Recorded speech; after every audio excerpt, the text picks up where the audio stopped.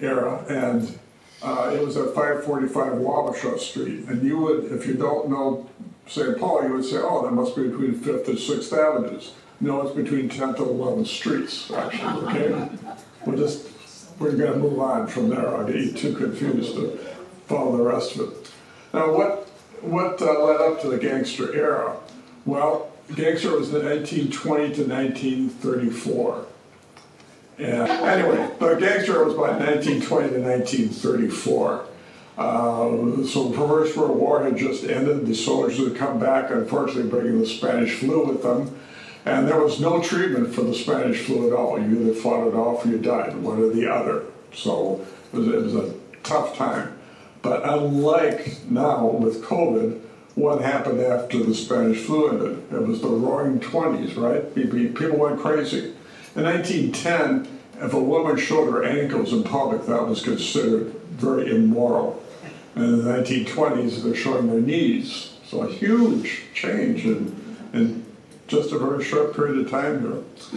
And the thing is also that Prohibition began in 1919 and ended in 1933. Now think about that. Prohibition starts in 1933, in 1919. The gangster era starts in 1920. Prohibition ends in 1933. The gangster era ends in 1934. There seems to be a correlation here. And there was a great deal of indifference to the law, and ignorance, just not ignorance in the sense of not knowing it, but people just didn't care about the law. So there was lawlessness. A lot of politicians and police departments were thoroughly corrupt. Not just police officers, entire departments were corrupt.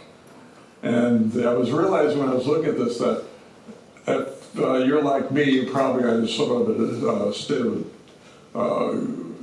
concern and even despair about the condition of the Twin Cities and the whole nation right now with violence and so on. But we passed through it during the gangster era, so there's hope we will pass through this period of what we're in at the moment. So there's hope, okay? Now, why was St. Paul a popular place for gangsters? Well, there were several cities that, to one degree or another, were sanctuary cities for the gangsters, but there were only three main ones. There was Reno, Nevada, which was actually more concerned itself with money laundering, Kansas City, and St. Paul. But St. Paul was head and shoulders above all the other sanctuary cities. This was a place you could go to and you would not be bothered by the police at all. I'm going to get a sore neck going back and forth. I guess I'm not used to this kind of skin. Why was it such a haven for criminals? By the way, I loved what the blurb said. We don't use the English language this way anymore, do we? The United States Attorney General said that St. Paul was a haven for criminals, the poison spot of the nation, and a citadel of crime. We don't use the English language like that anymore, do we? I don't know, what a way to describe it. I love that. Anyway, at St. Paul we have what's known as the O'Connor system. And O'Connor was the chief of police. He started in 1920, actually, and stayed chief of police until 1924. But he established it, and then it came on its own when the gangster era really came roaring in. And the idea of the O'Connor system, or the layover agreement, as it was known, was you could come to St. Paul, you checked in with the police department, you promised to not break the law within the city limits of St. Paul, just the city limits of St. Paul. And of course, a gratuity was expected for the service, too. And it worked in a rather insidious manner because not only did the corrupt people get money from the gangsters, but the city became a safe spot. During the gangster area, 20% of all the bank robberies in the nation occurred just in the state of Minnesota. Should have been 2 to 3%, right? And how many bank robberies happened in St. Paul? 0. It was often said when bank robbers were leaving the bank that they had robbed, the car would be seen going in the direction of St. Paul. And the St. Paul police were always unable to find the people once they came here. Como Avenue was considered a nice getaway street from Minneapolis. You go down and get into St. Paul and disappear. And by the way, it's also known as the wettest city in the nation, too, as far as ignoring prohibition. So St. Paul today, you can say it's kind of a sleepy town. Back then, it was a roaring, wide open town. Now, I want to show you the Wabasha Street Caves. If you attend this and say, boy, I wish my cousin could have seen it, my sister, whatever, yeah, the Wabasha Street Caves offers bus tour, Gangster tour. And you get this for free, and they charge $40 for theirs, but you get a free bus ride too. So, but the Wabasha Street Caves has a very interesting history to it because this originally started life as the silica mining area. What you see behind it, you can't see it too well, but these are the sandstone bluffs that you see so much alongside the Mississippi River here in Minneapolis and St. Paul.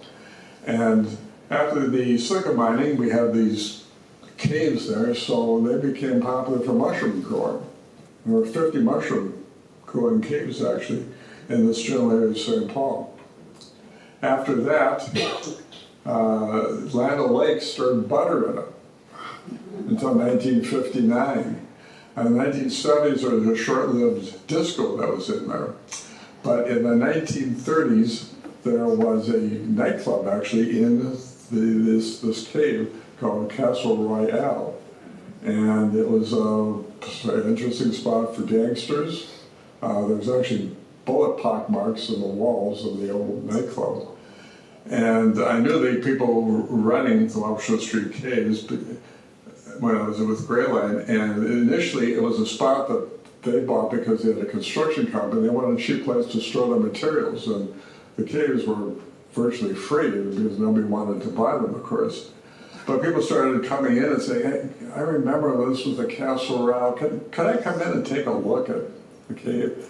And they were entrepreneurial, so they realized after a while, hey, there's an opportunity, so they started giving cave tours. And over, people kept saying, I remember this was that nightclub, and it was such a great place. So they started swing nights there on Thursday nights, which they're still doing. This is going for the last 40 years now. And Donna Bremer was the liaison with the tour group. And she said that she just loved it when they started out because they had two age groups in the nightclub. They had people over 70 and people under 25. And she said that the young people would very respectfully talk to the old people and say, how do you do this dance? Because the dance was, we're from the 30s and 40s. They had no idea about it. And looking at videos of advertising for the swing night, it's a very young crowd today, and they are very active and having a good time. And it's live music, about a 12-piece orchestra playing music from that era. So if that appeals to you, Thursday nights, WabashaStreetCaves.com. Now, Wabasha Street Caves gives this gangster tour, but originally it was an individual who started this and then sold it to the Wabasha Street Caves. Interesting story, the first tour they ever gave, though, they hired underemployed actors. There's always an excess of those kind of people. And they were dressed in period costumes, and they had props, guns that were not in working order. And they picked up at the St. Paul Hotel, and some concerned citizens saw these rough-looking characters with Tommy guns shepherding these people on the bus. He calls 911, and a few minutes after the tour starts, all of a sudden the bus is shot of police. And they're sheltering behind their cars, come on with your hands in the air. And I'm sure the police were saying, if they don't come out, I don't know what we're going to do. So they come out, they say, well, there's misunderstanding here, we're just giving a tour. And of course, the police have a great sense of humor about that, right? And so they establish rules. They can't show the weapons outside the bus, and they have to call the police department every time they're going to give a tour. Now, they tried unsuccessfully to have a Minneapolis tour, and the gangster there really was only one major gangster in Minneapolis, so the tour kind of flopped after a while. But they gave the tour, and wouldn't you know, they forgot to call the Minneapolis Police Department, and the same thing happened over there. Interesting. Anyway. Okay. Now, like I said, I'm used to giving bus tours, so we're going to do an imaginary bus tour. So we're going to get on the bus out front here. And by the way, when I was selling buses, renting buses, it cost about a quarter what it costs for a bus today. I'm just shocked at what it costs. Anyway, so that's why we're doing it imaginary, because it's free this way. And I can't drive a bus anymore because I don't have a current medical card. Yeah, I'm down to 6% now. Okay, where I got you covered. Oh, there you are. Okay, good. You're hiding in the dark there. Okay, good. Thank you very much, sir. So the details will trip you up. Start with 100%, but I've been on this all day. Okay, we're going to take Highway 96 down to Hamlin Avenue, turn right. We're going to go down, it becomes Snelling Avenue, and then we'll go down to Snelling University. Now, Snelling University was the busiest intersection outside of downtown St. Paul. Okay. And I find this really interesting that out east, New York, the gangsters really formalized things that they were doing. Bugsy Siegel and, I forgot the guy's name now, I'm getting old, I don't remember names though anymore. Meyer Lansky, Bugsy Siegel and Meyer Lansky, decided to try to merge all the gangs in New York City together. The two major gangs were the Italians and the Jews, and there were some smaller ones too. And through the years, some of those other gang leaders had some very unfortunate accidents and didn't live long lives, but that's another story. Anyway, they actually called that amalgamation of gangs the National Crime Syndicate. They formalized it that much, they have the name. Probably today they have a website even, I don't know. And that subsidiary called Murder Incorporated, and that was a temp agency for hired killers. Because most, in TV movies, you see all these small gangs, they always have people willing to kill people. And there's a big difference between being a bootlegger and being a killer. So if they needed somebody bumped off, they would contact Murder Incorporated and they'd send somebody out to take care of your problem for you. Now, there was a guy from New York who had squealed on his boss and told the police what was going on. And there was a marked man, so he fled, came here, trying to hide out, came to St. Paul, which to me seems like a stupid place to go since a lot of gangsters were hanging out here. I would have gone to Des Moines myself, but anyway. So he gets noticed, somebody drops a nickel on him, and Murder Incorporated sends two people out there. They find him in a bar a few doors down from Snelling Avenue on University Avenue. He realizes who they are when they come in the bar. He runs out on the sidewalk heading towards Snelling Avenue. Busy intersection. You're doing streetcars running every 5 minutes. You have two drugstores, opposing corners. You have a bank, and you have a restaurant with a speakeasy in the basement. And they start shooting at each other. All these people around. No, they don't care at all about that. They literally chase him around the entire block, and he actually ends up back where he started from before they finally kill him.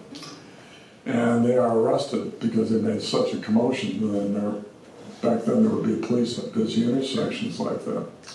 And those two guys went to prison. They never divulged who had hired them or anything like that. And one of the things about Murder Incorporated was that they would take care of your family if you went to jail. So there is honor among thieves, to some degree anyway. Okay, I'm going to stop for you. Okay. Next guy. Next, yeah. Oh, by the way, I'm sorry, this is John O'Connor, called the Big Fellow. Okay, now we're going to head down Snelling Avenue to I-94, and we're going to head down to the suburb of South St. Paul, which actually is south of St. Paul, southeast. I say it can be kind of confusing because the Wabasha Street Caves is on the west side neighborhood, and the west side neighborhood of St. Paul is due south of downtown. Okay? Anyways, Remember the Untouchables TV show? I always felt that there was another character in the show and in that one, and that was the Tommy gun, right? And the Tommy gun gets its name from the fact that it was invented by General John Thompson during World War I. They were looking for a portable machine gun that could be used. And unfortunately, the first shipment showed up in Europe 2 days after the armistice was signed. But it was a proud endeavor on his part, but sold it to many places. There were actually millions of these guns that were sold, and it is still being manufactured today, as a matter of fact, as a semi-automatic. Although I'm sure someone's found a way to convert it back to full automatic. But it was a rather awesome weapon, and it came typically with a 50-shot drum, and it shot 45 caliber bullets. And if you're not familiar with bullets, that's a big bullet, okay? I mean, you would not want to get hit several times by 45 caliber bullets. It was widely accepted by police departments and by gangsters, and it developed the nickname of the Chicago typewriter. Kind of a macabre sense of humor there, right? Anyway, it was an interesting thing. Now, we're going to go down to the suburb of South St. Paul. We're going to go into the remnant of downtown South St. Paul. And this is the post office in South St. Paul. And you can't see it, but there's an alley right here. All right? And in, what's my date on that? The dates are the first thing you always lose. 1933. It's a quiet day, and the bank messengers have just come down on the train from Minneapolis from the Federal Reserve Bank, and they're bringing the payroll from the Swift company. Remember, South St. Paul is the big stockyard. And they are walking to, the bank messengers are walking down the alley with the South St. Paul police officer, and there's another one in a squad car, very close to them. It's a quiet day, and all of a sudden, though, a car that's parked at the curb, all four doors fling open, and men jump out with shotguns and Tommy guns. The police officer is shotgun and is almost nearly decapitated. The two bank messengers drop to the ground, thinking that they will have seconds left to live. The police officer in the squad car is hit by 12 bullets and bullet fragments. And the noise from this must have been incredible. I mean, you have shotgun blasts, you have automatic weapons being fired, you have glass breaking, people screaming, bullets ricocheting. Can you imagine what it was like? And all of a sudden, it's totally quiet. No one dares take a look, but they hear four car doors open and close, and the car takes off in the direction of St. Paul. Turns out that it is the Baker Carpus gang that has robbed the Swift payroll. Would have in today's dollars been about $620,000. So pretty good day's take. Of course, the one police officer is dead. The other one's been hit so many times, remarkably survives his injuries. And he returns to work, although he has to quit after 2 months. He really is not capable of performing his duties anymore. The son of the officer is killed, becomes a South St. Paul officer also. All right, now we are going to get back onto Concord Street, and we're going to go over to Robert Street, which is the main street coming through downtown St. Paul. As it heads south, if it goes due south, it hits the St. Paul suburb of West St. Paul, which is due south. I don't know why people get confused about St. Paul. I was born and raised there, so once you memorize the city, it's no problem. Okay, well, where the Barker Carpus gang was hanging out was this rather plain house on Robert Street just before you get to West St. Paul. Because they really were not trying to be obvious. I mean, today they want to, seems like crooks want to stay in elaborate homes, and back then they had a whole different idea about it. Okay, we're gonna head north now on Robert Street. We're gonna head into downtown St. Paul. Take a left on Keller Boulevard and, oh, I'm sorry, I'm not paying attention to the other. This is Bob Barker, okay? Now, she was popularized as being the head of the Barker Carpus gang. People who knew her said she had trouble planning breakfast. So the idea that she was a criminal mastermind was absurd. These are her boys. This is Fred Barker, and next is Doc Barker. They don't look very much like brothers. It's kind of a deer in the headlight look there, doesn't it? What am I doing here in jail, huh? Okay, and there's Alvin Carpus. And he was nicknamed Creepy Carpus. Just the guy you want for your next door neighbor, right?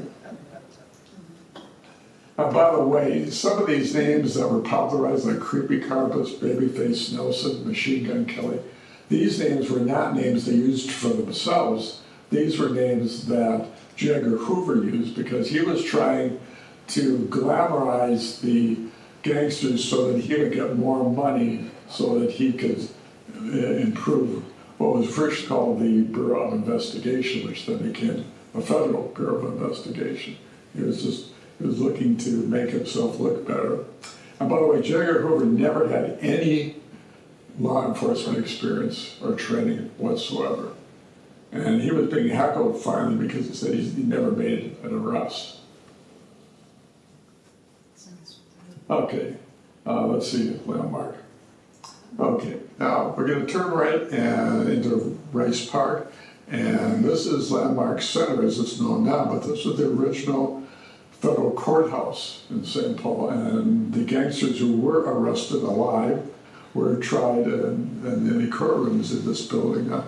I mean, how many downtowns have a castle in, right? I mean, what a beautiful building, and of course, when we were tearing buildings down, that building was slated for demolition. Can you believe that? What a beautiful building. And we're very fortunate we have it. It fronts on a beautiful park. It's a real crown jewel. And this shot I like because it shows the clock tower and everything, but this is actually the back side of the building if you're standing in the park. So it's kind of strange that it has its back to the park. It today is used as offices for a lot of nonprofit organizations. The Ramsey County Historical Society is in there. The old main floor, which used to house the post office, now is used for wedding receptions, for high school proms and things like that. It's a beautiful building, and they do offer tours there. If you enjoy old buildings, I would recommend it, and if you have a GPS, you'll be able to find it when you get to St. Paul, too.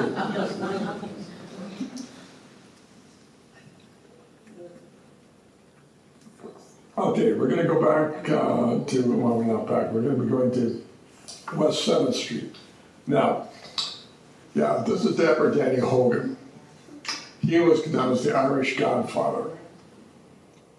This is the guy you checked in with if you were coming into St. Paul, we're looking for a haven.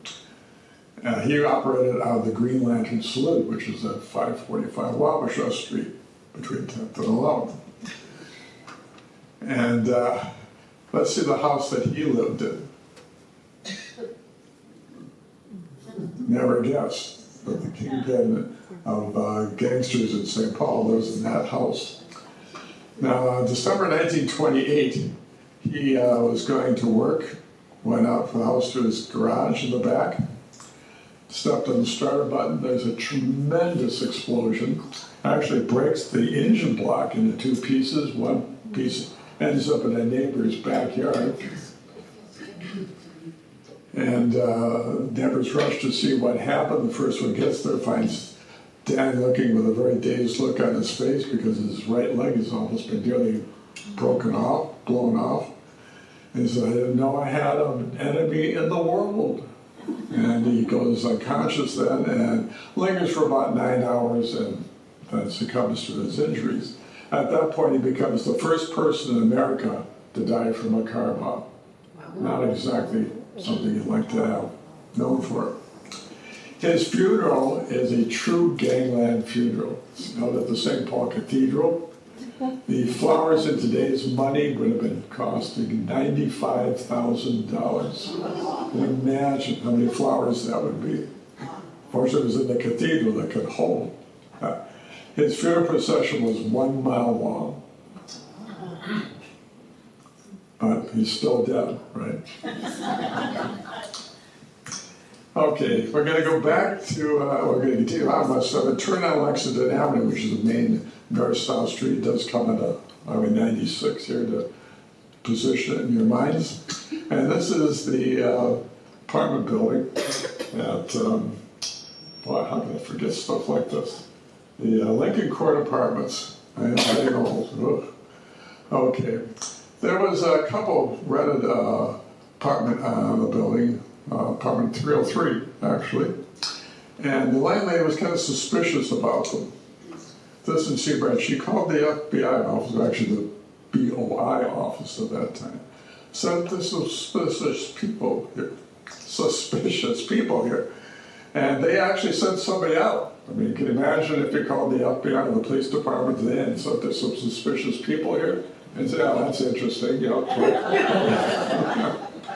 But they did, and at that time, the Bureau of Investigation agents had just started being allowed to carry guns for the first time, but they did not have arrest powers, so they took one of the more honest police detectives with them, and they went down there to check it out, and they surveyed it for a while. They're not seeing anything, I guess we're going to have to knock on the door.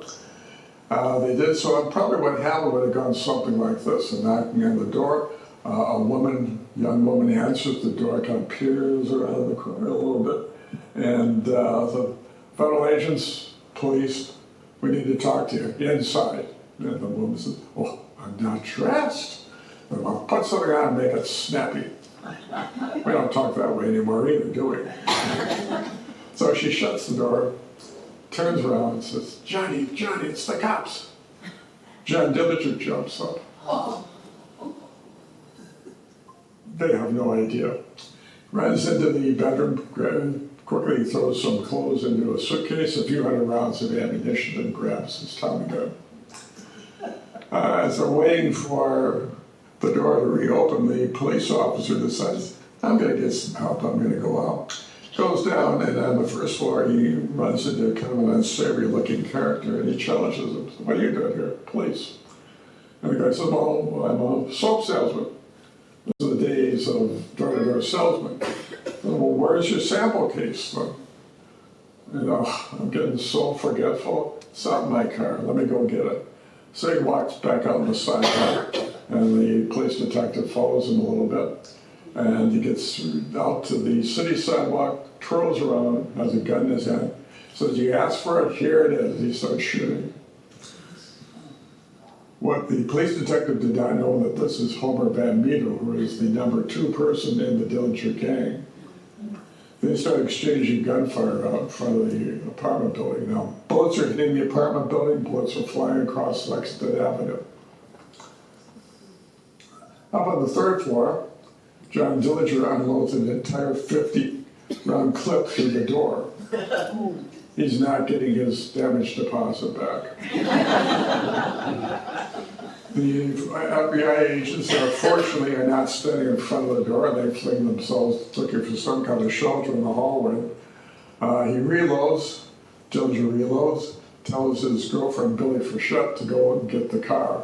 And she runs out the back as he continues to lay down fire in the hallway, pinning down the agents. He finally makes his way out to the back too, as he's unloading many rounds of bullets.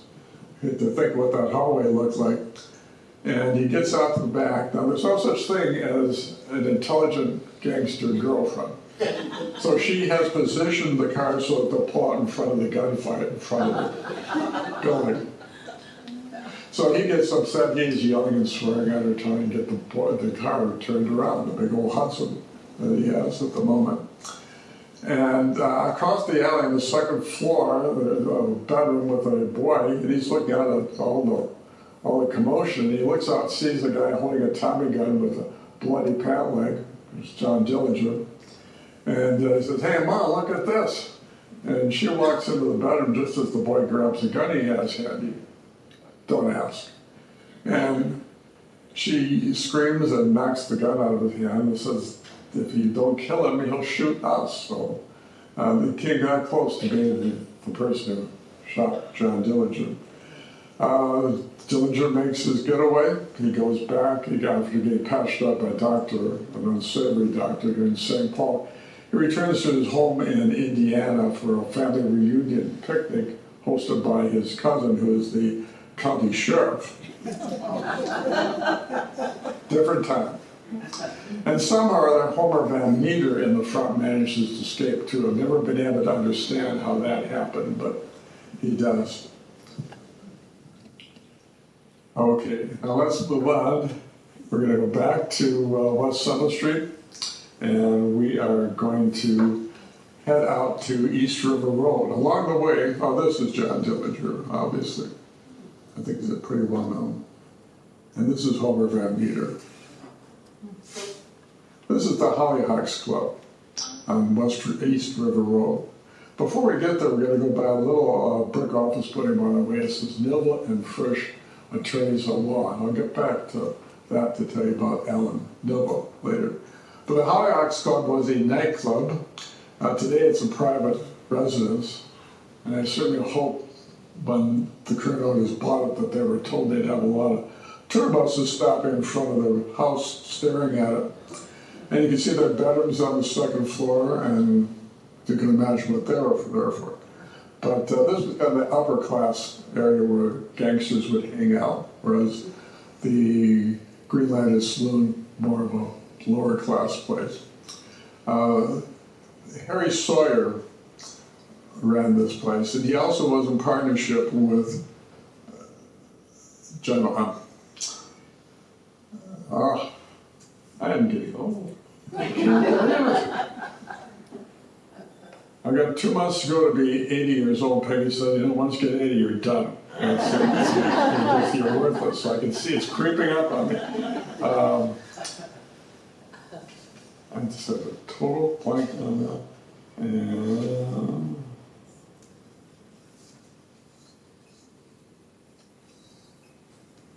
Deborah Danny, yeah. Deborah Danny Hogan. He was Deborah Danny Hogan's partner. And by the way, after the funeral, Deborah Danny's widow went down to the Greenlander Saloon to get the money out of the safe that was supposed to be there, $50,000. It's $50,000 in 1928 dollars, and it was gone.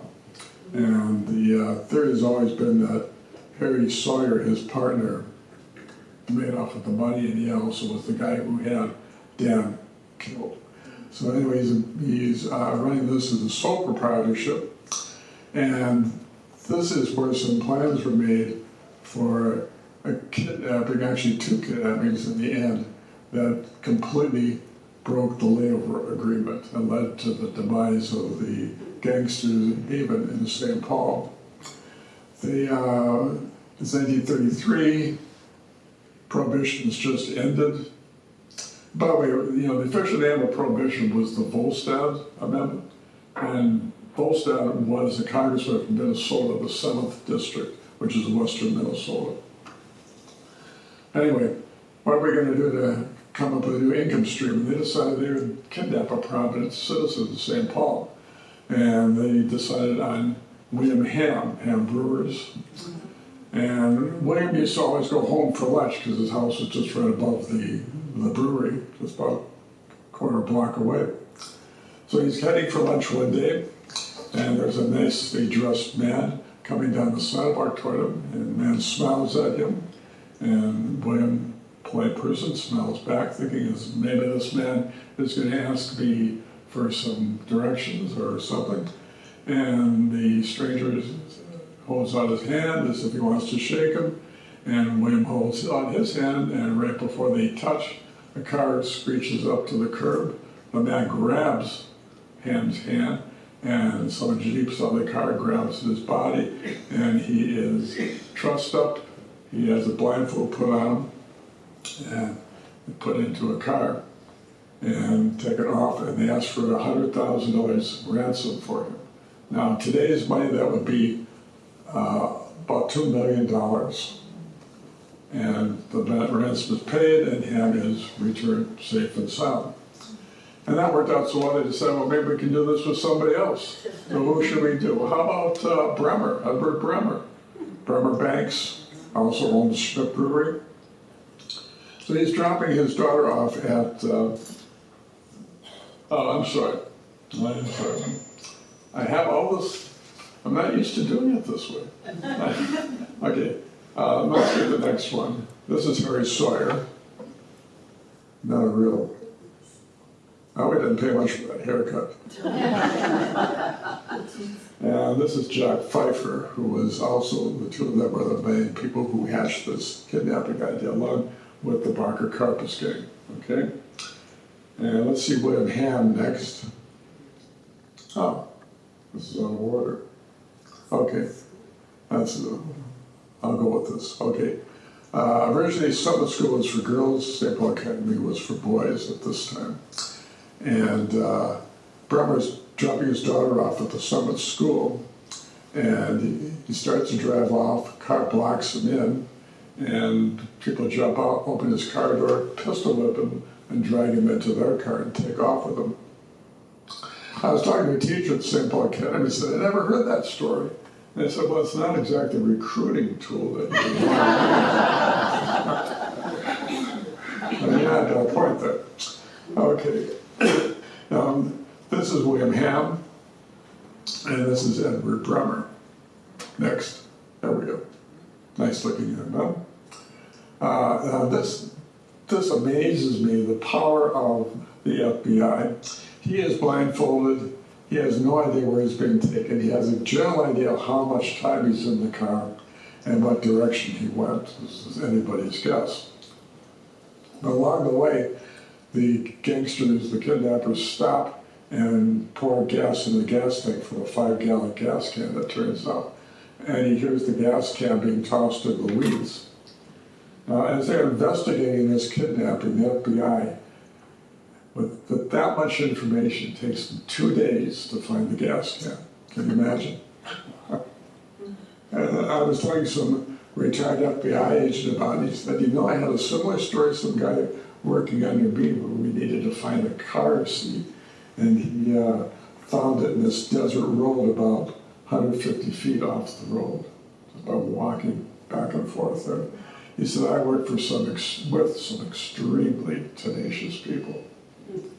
So, anyway, Bremer is kidnapped and he is ransomed off for $200,000, which really ticks off Ham. The Bremer's worth twice. But that's the way it goes. Now, 1935, St. Paul finally manages to get a reformed mayor in. The politicians have been corrupt, all the police officers have been corrupt. And he gets a new police chief in, and St. Paul manages to clean up his act. And today, the St. Paul Police Department is quite honest and professional. But that's why I say we have hope. Okay, so at this part we're going to go back on West Summit and go up Stone Avenue and come back here. But you may wonder what happened to these people. So John Dillinger, Babyface Nelson, and Homer Van Meter were all killed in 1934. Ma Barker and Fred Barker were killed by federal agents in Florida.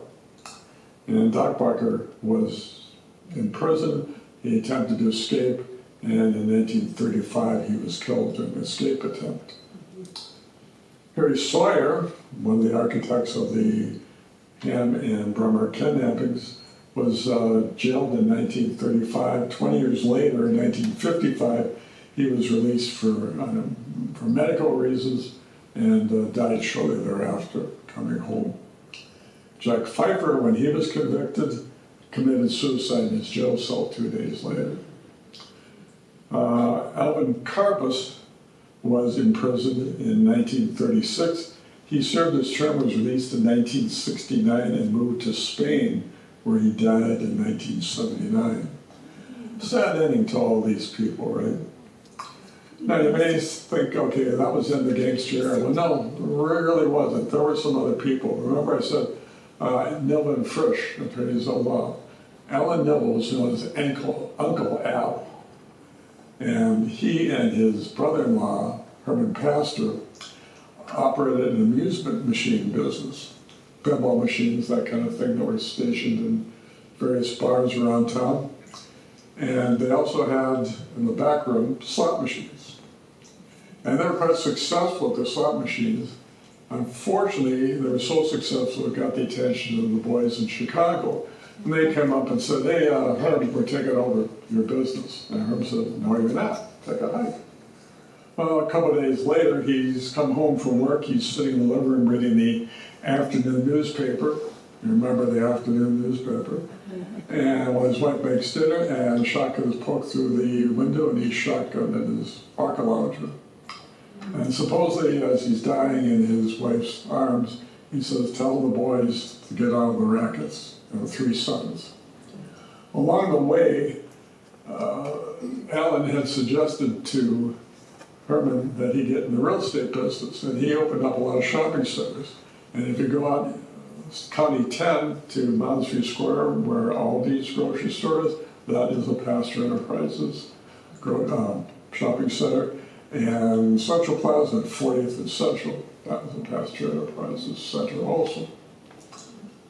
I met Uncle Al once, actually. He was the kind of guy, you know, short, fat, cigar in one hand, glass of whiskey in the other hand. He looked very comfortable that way.